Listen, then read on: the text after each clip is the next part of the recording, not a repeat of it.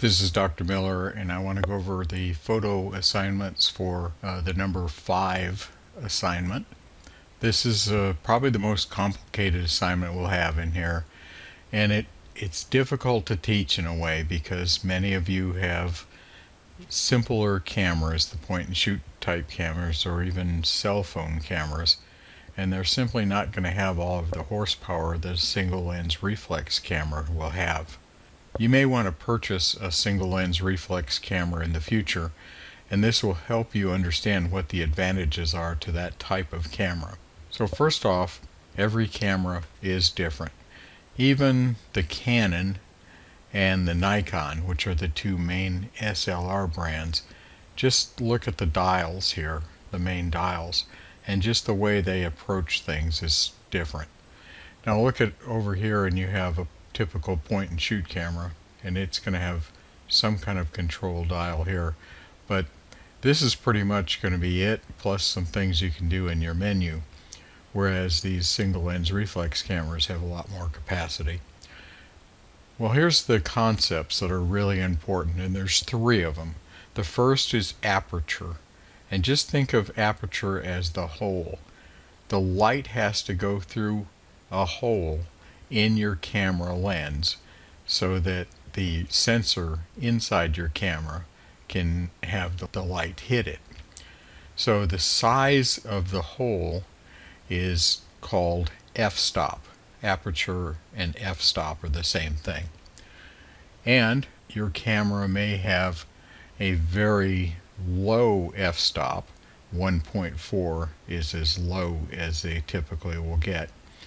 And then the camera lens, and this is the lens, not really the camera, but the lens on the camera, will have other f-stops going on up, maybe to f8, maybe to f11, even to f16.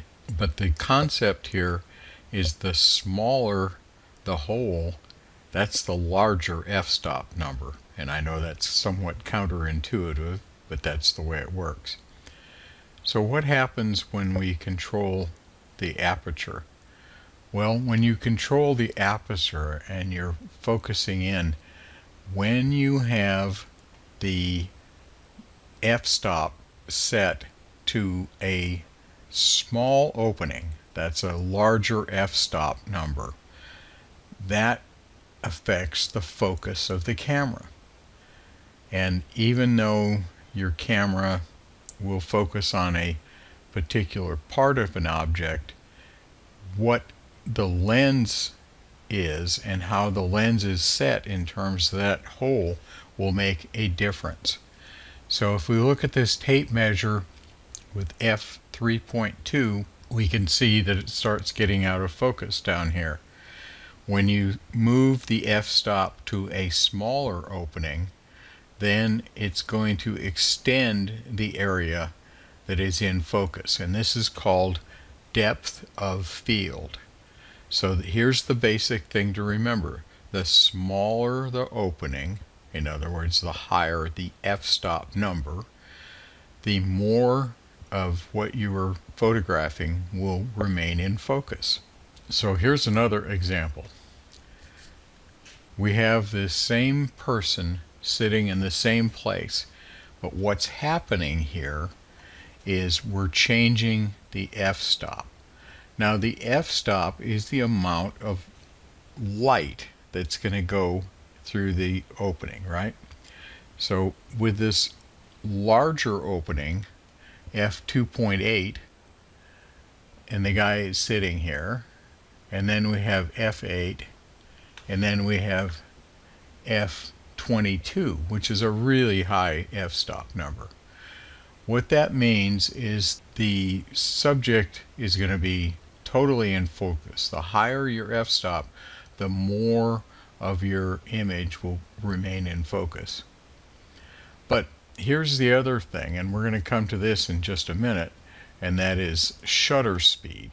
The amount of light that's going to hit the back of the lens is going to be influenced by the combination of the size of the hole and the length of the time that the shutter will remain open. So when you have this very wide f2.8, then there's more light that can come through that hole, and so your shutter speed can be much faster. So 1/500th of a second is an extremely fast shutter speed.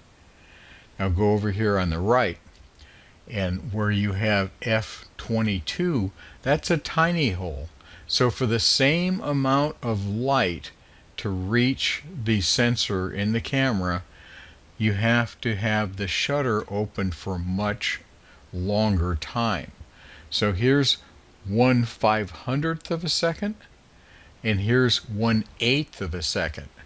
Well, 1/8 of a second may seem rather fast, but if you're holding a camera, if you can hold the camera steady when you're shooting at 1/8 of a second, you are doing very well. It's not easy. Let's look a little bit more. And the other thing that you can do is you can control that depth of focus. And remember when we've talked about the bokeh or bokeh effect, where your subject remains in focus and the background is not in focus? This is influenced greatly by the size of the f-stop, the opening, the aperture. So where you have this very wide 1.4, and that is as low as a camera lens is going to get, then this one crayon over here on the far left is in focus, and the rest of them start going out of focus immediately. But if we look over on the right, and we can see this crayon and this one is pretty much in focus, and then they start falling off. So here's the thing. When you have that small hole, large f-stop, you get more depth of field. So when you're trying for that bokeh effect, it's actually going to work in your favor to use the settings on your camera that will go to a low f-stop, large opening aperture, like 1.4.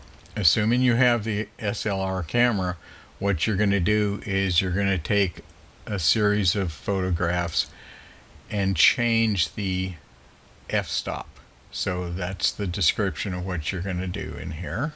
Now if you have a point and shoot camera, and I use for example the Olympus 6020, I hope all of you have found your camera manual. If you couldn't lay hands on it physically, you could find it online by Googling the specific brand and model number of your camera and say manual. So Olympus 6020 manual gets you here, and when you click on this you get the whole manual, and it's online, it's available. In this case, since you can't really change the f-stop on a point and shoot camera, then you're going to do something different. There are these built-in things, and some of the cell phone cameras will also have these types of things. So for this particular Olympus model, there's a bunch of different settings you can set it.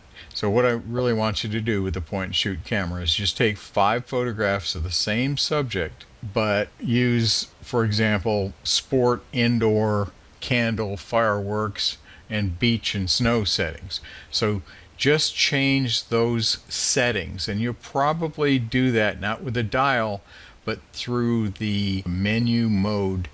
And again, consult your manual to find out specifically how to do this.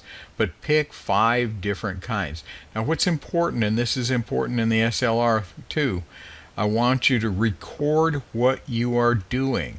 So for each shot, record, this was taken with the sport setting, this was taken with the candle setting. If you're using the SLR, then you would write, this was taken at f1.4, this was taken at f1.8, this was taken at f16. A good photographer is going to write some things down so that you can learn. What did I do? I don't remember what I use all the time unless I write it down. Get in the habit of keeping a little log with you. If you're serious about photography, you need to do this.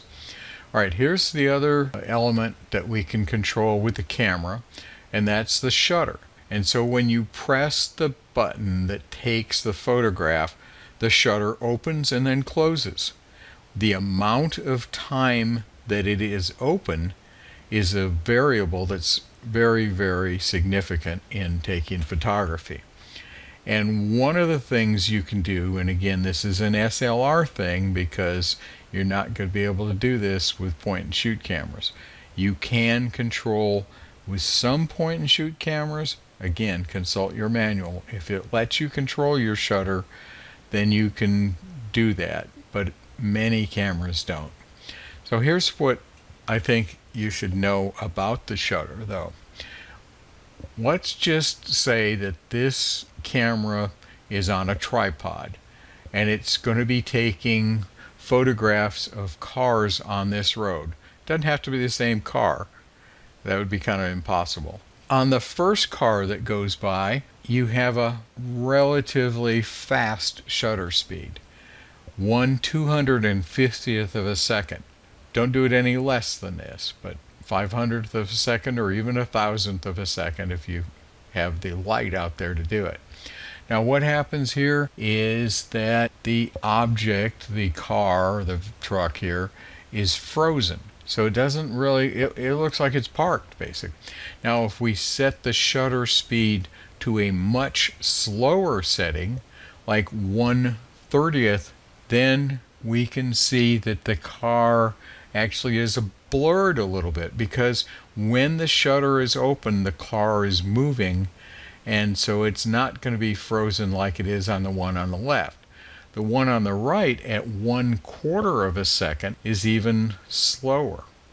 1/30th of a second is going to somewhat freeze the object. 1/4 of a second, however, is open wide enough that that object is going to blur. Now the background, because this camera is probably on a tripod, the background doesn't really go out of focus. It's only the vehicle. The shutter is open for a brief period of time, for a medium period of time, and for a larger period of time. The longer the shutter is open, the more blur of the vehicle you would get. You're going to have a very difficult time though if you take a shot that is 1/4 of a second and you're not using a tripod. What you're going to get is blur just because you're moving the camera. It's virtually impossible to do 1/4 of a second without getting some camera shake. Now there's another thing that I want you to do, and again with the point and shoot cameras, I'll get to you in just a second because this is probably not something you're going to be able to do too easily. There's a technique called panning, and that is where you're actually following the vehicle. So set your shutter at say 1/20th of a second or 1/250th of a second and try this. When the vehicle goes by, follow it from left to right. So keep it in there and snap the photograph. What you see is the background is blurred. In fact, it's blurred directionally, the same direction like your vehicle is going. So this is how you get that effect. This is not the same as bokeh at all, because that's relative to the depth of field created by aperture or f-stop. This is blur that's created by motion. And in this case, the motion is actually the camera because you're following the vehicle. Now, stopping the action with a faster shutter speed can look pretty cool. On the other hand, having the blurred motion with a slower shutter speed can also look kind of neat. So here's two photographs, and this is kind of the classic running water sort of thing. You may have seen photographs like this on the right, and it looks like it's almost kind of a dreamy thing, and you wonder, how do they do that? Well, they do that because the shutter is open, like in this case, 1/3 of a second. 1/3 of a second, a lot of water's moving, and as that water is moving, it's blurring. Over here, where you have a faster shutter speed, 1/160th of a second, or 1/250th a second would be even more so. You're actually freezing the drops. So you can see these individual drops over here. And so that's two very different kind of effects you can get. And you can get those by changing your shutter speed. So here's the instructions. If you have the SLR camera, just follow those instructions right now. Now, if you have a point and shoot camera, you may have a feature in it, such as the Olympus 620 does, that would allow you, if you follow the directions, you can get a moving object tracked. And this just helps you to autofocus on a moving object. You don't have to do that, but it's something that can help you a little bit. So you would just take some photographs of moving objects and just do what you can with it. And again, your style of your camera and your model number and all that has a great impact. If you have the single lens reflex camera, you have far more capability, and if you have multiple lenses, you have even more.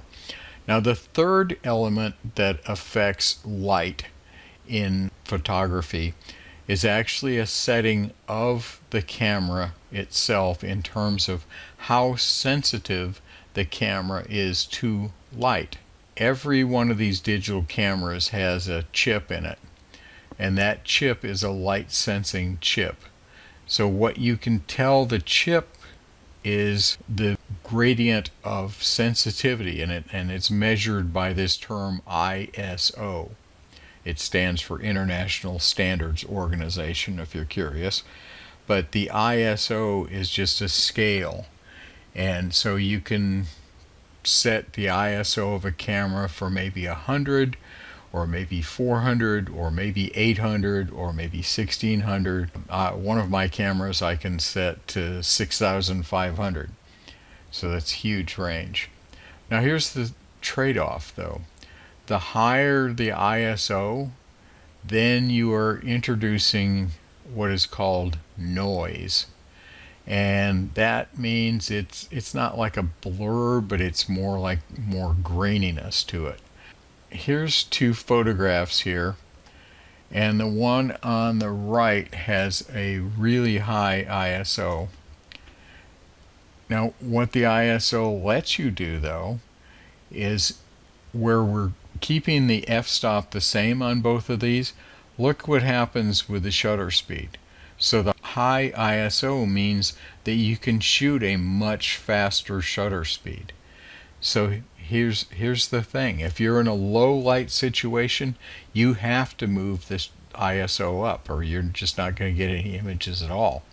But if you're outside and there's plenty of light, you still may want to move the ISO higher, because it's going to impact your shutter speed. So if you're taking the sports photographs and you want to get the frozen action of the play at the plate or the guy catching the touchdown, or then your ISO gives you more flexibility. So the ISO grain though is the downside. And it's not real easy to tell in this, because this is kind of a reproduction of a reproduction. But take my word for it, when you get the ISO cranked up on some of the cameras, it's going to be a bit of a problem. So what are you going to turn in? You're going to turn in two photographs of the same thing with different ISO settings. And we're going to try to see how much noise comes into play. If you've got the point and shoot camera, you can control ISO setting on just about every point and shoot camera I'm familiar with. Now that may be going into the menu, and there will be an area over here called ISO, and you may only have a couple of settings. So you may have ISO auto, and then you have high ISO auto. This would be what you do, is you take the same thing with these two settings, and again, write down what you're doing. You can shoot the same thing with both of these ISO settings. So here's the summary of what to turn in. If you're a single lens reflex, you're going to turn in a total of 10 photographs. 3 of them will be of the same subject that show the variation of the background by changing the aperture, the f-stop. Keep the ISO and the shutter speed the same and just change the aperture and see what happens with the depth of field. Can you get that bokeh kind of thing? A little hint on getting the bokeh thing is to use a more telephoto lens so that you can get your subject that way. Then you're going to turn in 2 photos of the same thing where motion is frozen. Then you're going to turn in 3 photographs of the same subject that shows the variation in the shutter speed, and that would be like the car. Your last thing is 2 photographs of the same thing using way different ISO, and I mean go like 100 and 1000. And again, if you use low light, you're going to see more difference. All right, if you got the point and shoot camera, you're going to do things a little differently. You're going to take 5 subjects, same subject, but you're going to change the mode that probably is going to be called scene mode. So try like candlelight, beach, nighttime, sports, action, things like that. So that's what you're going to change. Then I want 2 photographs of the vehicles, same road, same direction, but one shot you're holding the camera steady, and the second shot you're going to pan and follow the vehicle. Then you're going to take 2 photographs of the same thing with an ISO setting using 2 very different levels. And then if there's anything else that you can think of to do, just take a photograph. Just don't use the auto. So play with it. But again, record what you're doing, and then when you turn in your PowerPoint, use a notation that says this photograph was taken with this shutter speed, this aperture, this ISO. If you do that, everything's going to be good. All right, well, this is the last of the photo-driven assignments. The last 2 assignments will actually relate to using computer editing and manipulation of your photographs. So you don't actually have to go out and take more photographs. You can use the photographs that you've already taken for the class, and don't use photographs that you've taken at other times, but any photograph you've used for this class you can use for the last 2 assignments.